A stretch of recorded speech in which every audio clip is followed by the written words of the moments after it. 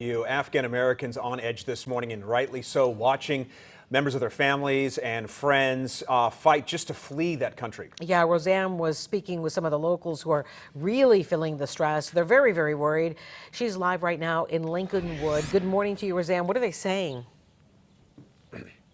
Well, they're really frightened and also confused about just the way this entire thing has unfolded. Many Afghan Americans shocked by the rapid collapse of the government in Afghanistan, but also incredibly worried about their family members back in their homeland. Like President Biden, some of them say they were stunned that the Taliban assumed control so quickly and believed that the Afghan army would be able to resist. DePaul professor Tom Makaitis told us he is not surprised that many Afghans were not willing to die for the regime currently in power, although terrifying scenes from the airport in Kabul yesterday show that some were willing to die trying to get out. Crowds of people storming the airport, frantically trying to board and even hang on to airplanes taking off. And no one has been more frightened by those images than the relatives of people who are in Afghanistan now. I want to introduce you to someone we're talking to this morning, Masood. Thank you for joining us, sir. I know you have relatives, American citizens in Afghanistan right now. Yes, we do. I have about 8 relatives that are currently stranded. Are you able to talk with them? What have they said? Yes, we daily. They tell us that the scene is chaotic.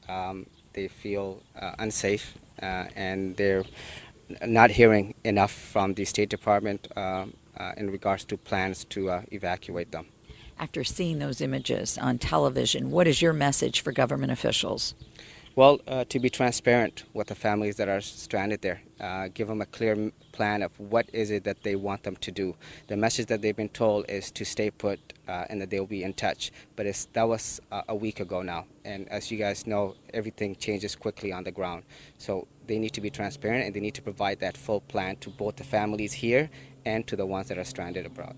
Because you describe a scene at the airport that it would be impossible for them to get out. That is correct. They've tried several times now to get through the airport, and there's about 40,000 people all outside waiting to get in. There is no security in place to guide anyone to, if they have official documentation to get through the airport and into a flight. That would be right now nearly impossible for them to do. How taxing is this for your family right now?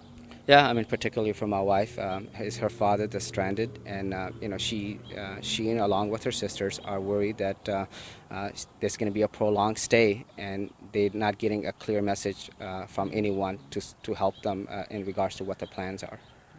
Well, we feel for you and hope that you get some good news soon. But we will be checking back. We're going to keep on this and see what develops. So thank you so much. Right, and once again, great concern. So many people in Masood's shoes with relatives there in Afghanistan just wondering what the next steps will be. Reporting from Lincolnwood, Roseanne Tellez, Fox 32, Chicago.